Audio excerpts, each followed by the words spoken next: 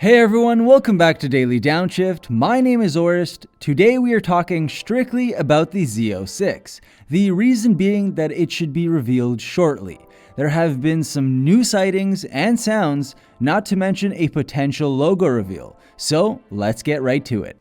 We obviously knew that there was a Z06 variant on its way. There were also a lot of leaks indicating that it would be a flat plane crank, without turbos or supercharging, which resulted in controversy and disbelief. These latest leaks and videos have, in my books, confirmed that this is what we originally thought. To give you a quick background, the 6.2-liter pushrod engine from the C8 Stingray has been ditched in favor of a 5.5-liter flat plane crank unit instead. Why is this important? Well, it's a dual overhead cam motor, which means it's the first Corvette without pushrods since the LT5ZR1 last produced in 1996. It's still a V8, and we are advising that there is no turbocharging or supercharging of any sort. We know that the C7 was supercharged and had loads of power, but this model being a mid-engine and getting the C8R motor is something special in its own right. With that said, this is a high revving engine, and I'm sure many of you have already seen the video of the launching prototype. Even if you already have, I'm going to play some quick clips right now because it is truly a thing of beauty.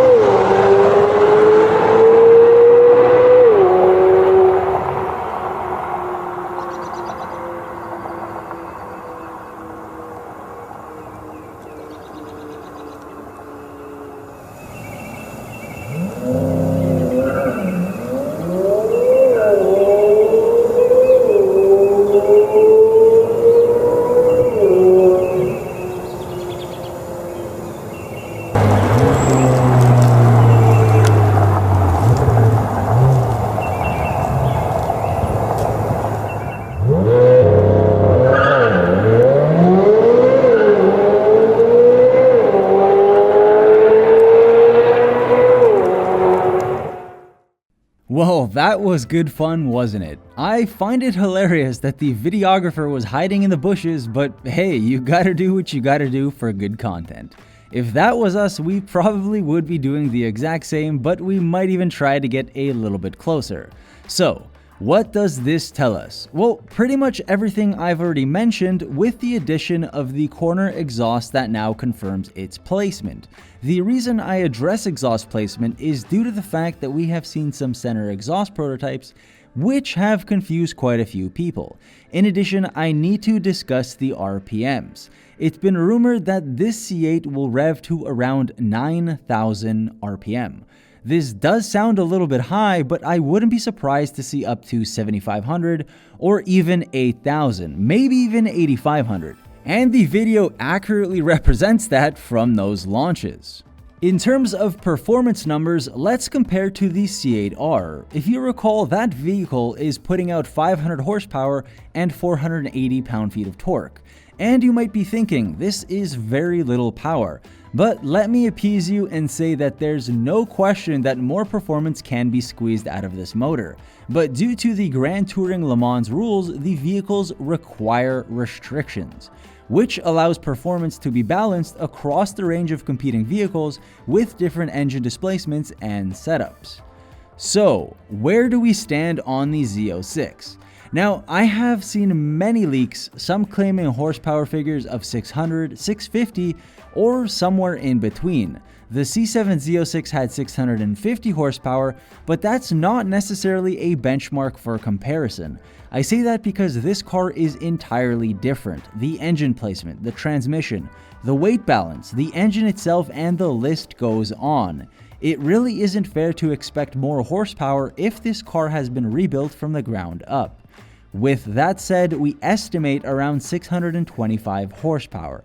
And hey, maybe they make it 650 or even 651 just so the community doesn't complain. But when this thing hits a crazy 0 to 60 time and puts up fantastic numbers at the track, then it's pretty much pointless to look at horsepower numbers when the real numbers are positive. Now finally, as I have mentioned in my introduction, it seems that there may be a new Z06 emblem. I don't want to spend too much time on this because there have been no confirmations, but this really could be it. It seems very different from any other Zs we have seen, including the Z button on the steering wheel of the Z51 package Stingray models. It's also a definite design departure from the C7Z. The simple way to describe it is two pointy triangular symbols that have been turned sideways and put together to create a stylized Z. They are not exactly identical, with the bottom piece being slightly bulkier. I think that it's very different, and the key is to look at it as one whole piece. If you break it up into two, then I think it gets a little bit confusing, but I do still like the look of it. So if this is the final design, I dig it. But let me know what you guys think in the comments below. I think it may potentially divide the room because it's so different from past emblems, but again, let me know your thoughts. So that is everything that I have for you today. It seems that there are more spottings as of recent, which has us hoping for a reveal very soon. And I'm sure it will not disappoint. So I hope you've enjoyed. If you have, don't forget to give us a like and do subscribe. As always, thank you for watching. We'll see you in the next one. Take care.